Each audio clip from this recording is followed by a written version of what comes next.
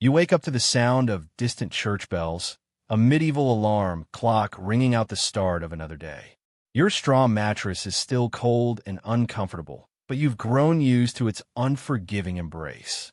Your family's wooden hut stands as it always has, the only home you've ever known. But today feels different. Today, whispers of a looming crisis have seeped into every corner of your village. It's like waking up to the sound of a ticking time bomb you can't see. You step outside to the village square, where people are huddled in groups, their faces a mix of fear and confusion. The chatter is filled with rumors and speculation. Someone mentions a drought, another a plague. The market stalls are eerily quiet, the usual bustle replaced by a heavy silence. You feel a cold sweat forming on your brow, but you try to brush it off. It's probably nothing, right? But here's the thing. The marketplace is the heart of your village, the place where life flows and commerce thrives. And now, it's more like a ghost town. The few merchants that are around look as uneasy as you feel. One of them, an old woman with a weathered face and a basket of eggs, looks at you with eyes that hold 1,000 stories. Lucky you, she mutters, and you know she's not talking about your luck. And just when you thought it couldn't get worse, a sudden commotion breaks out. People are rushing towards the town hall, their faces pale and hurried. You can hear the distant sound of horses' hooves, the town guard likely bringing news. The air is thick with anticipation, and you feel a knot forming in your stomach. You think it was a local rumor, maybe a band of thieves, maybe a storm on the horizon. Actually, it was neither. You push through the crowd, straining to hear what's happening. The mayor, a stout figure in his official robes, stands on a makeshift platform, his voice echoing through a megaphone. He's explaining something, but the details are lost in the chaos. It's like trying to read a book with every other page missing. But there's a sense of urgency in his voice that cuts through the confusion. The village is under threat, but of what? You can't tell, and the uncertainty is suffocating. Suddenly, the mayor's face darkens, and you can see the weight of his words sinking in. The crowd grows more agitated, whispers turning into shouts. It's like a dam breaking, and the flood of fear is about to wash over everyone. You feel the first drops of panic starting to fall, but you can't quite grasp what's happening. You can't even imagine what's coming next. The mayor begins his announcement, but it's not clear what he's saying. Panic is spreading like wildfire, and you can see the desperation in the eyes of the people around you. The realization is starting to sink in, but you're not sure what to do. You think it was just a warning, maybe a call to arms. But this is something bigger, something that's going to change everything. And you're about to find out just how little control you have over your own life. The crowd starts to disperse, each person returning to their homes, their minds racing. The village feels different now, quieter but more alive with fear. You can't shake the feeling that everything changed when the mayor spoke. The day is just beginning, but it feels like the end is near. And you're left wondering what's coming next, your heart pounding in your chest, your mind racing ahead to the unknown. But probably not in a good way. You spot a group of people frantically buying up everything in sight, from barrels of salt to sacks of flour. It's like Black Friday at Walmart, but with pitchforks and plague. But probably not in a good way. The shopkeepers are shouting prices that seem to jump higher by the minute. You overhear a trader muttering about some kind of looming crisis.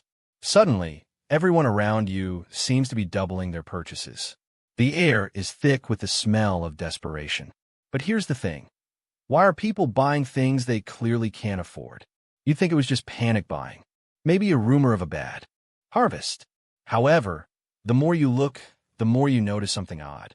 People aren't just buying for now, they're stockpiling for years. It's like they're preparing for the end of the world. But here's what nobody expected. They're talking about the king's new taxes. You'd think it would be just another royal request. Maybe a new castle or a pretty princess's dowry.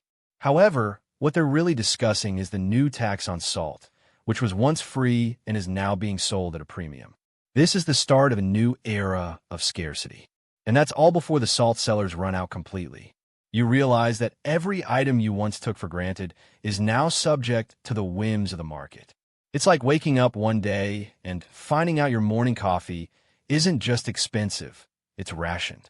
But the real kicker is that the people who have the most are hoarding the most. It's like a medieval game of musical chairs, where the music never stops and the chairs keep disappearing. You're wondering if anyone will be left with anything tomorrow. But just when you thought it couldn't get worse, a shadowy figure approaches your home. It's the king's tax collector, come to collect what you can no longer afford. And that's when everything changes. You rush to the last remaining shelf of canned goods, only to find it almost empty. You grab the last can of beans, your heart racing. But here's the thing. You notice something odd about the labels on the remaining cans. They look off, not quite right. You pick up a can to examine it closer. The label is clearly different from the ones you know. The text is oddly skewed, and the brand name looks like it's from a different language. You try to read it, but it's like trying to decipher hieroglyphs. You feel a strange mix of panic and curiosity. You wonder if you're hallucinating, but you're not the only one looking puzzled.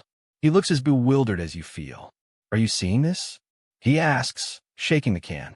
You nod, still examining yours. The situation feels surreal, like you stepped into a parallel universe where everyday items are alien objects. You try to call out to a store employee, but everyone seems just as confused. The queue is long and silent, an eerie quiet settling over the store. People are looking at each other with suspicion, wondering if anyone else has noticed the strange labels. You feel a wave of fear mixed with disbelief. The situation escalates as you notice a sudden commotion by the exit. The woman is insisting that she bought things here, but the guard is shaking his head. I don't know what's going on, he says, looking as perplexed as everyone else. The woman drops her basket, the boxes clattering to the floor. You realize something's gone terribly wrong. We need everyone to check out their items, he announces, his voice barely above a whisper. But just as he speaks, an announcement crackles over the intercom. Attention all customers, please proceed to the exits calmly. We're experiencing a temporary system failure. It's like a scene from a bad horror movie, but the fear is real. You feel a cold sweat as you realize the full extent of the chaos. As you leave the store, you notice the sky outside is eerily dark and foreboding, not matching the time of day. One of them holds the phone up, and you see a headline scrolling across the screen. It reads, "Mysterious global supply chain disruption causes worldwide panic." You start driving home, but you can't shake the feeling that this is just the beginning. The world has changed in ways you never imagined. Everything changed when you realized the labels on the cans weren't the only thing that was wrong. But as you pull into your driveway, a thought nags at you. What if the labels were just the tip of the iceberg? What else could be wrong in this new reality? You open an app and see a message from a friend. Have you checked the news? It's getting weirder by the minute. But before you can reply, the screen goes dark. The battery has died. And you're left in the dark with more questions than answers. And you're left in the dark with more questions than answers.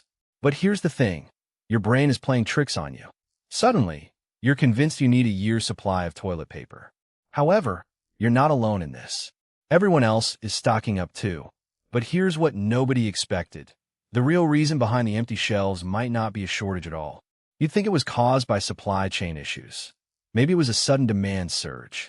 Actually, it was neither. The real culprit might be something far more sinister. And just when you thought it couldn't get worse, you start hearing whispers about a hidden agenda. Some say it's a plot to make us all dependent on their products. But probably not. However, it turns out the company actually planned this all along. They've been manipulating demand to keep you coming back for more. You start to feel like a pawn in a giant marketing game. And here's the kicker. You realize that your brain's tricks are actually a clever strategy to keep you hooked. It's like being trapped in a never-ending cycle of need and want. But here's what nobody expected. Suddenly, everything changes when the shelves start magically restocking themselves. You're left wondering, what's real and what's an illusion? And just as you think you've uncovered the truth, a new question emerges. Why did it take a panic to make you see? And that's when you realize the truth might be even stranger than you ever imagined. But probably not. And that's all before the next big scare.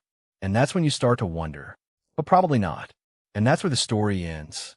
However, the real question remains, what are you going to do next? But probably not.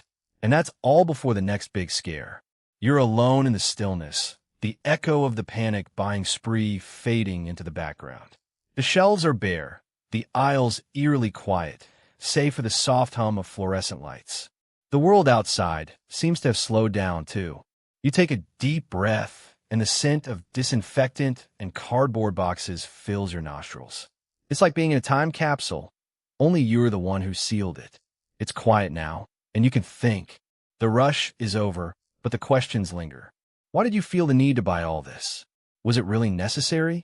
It's like when you binge-watch a TV series in one go. You are left with a mix of exhaustion and a strange emptiness. But here's what nobody expected: the calm that follows the storm. The quiet is a sharp contrast to the chaos of before. Your mind, once racing, slows down. You feel in your bones the sudden stillness. You realize that hoarding isn't just about panic. It's about control. It's the illusion of security, a false sense of safety. You stocked up, thinking you were ready. But here's the kicker: you're more vulnerable than ever.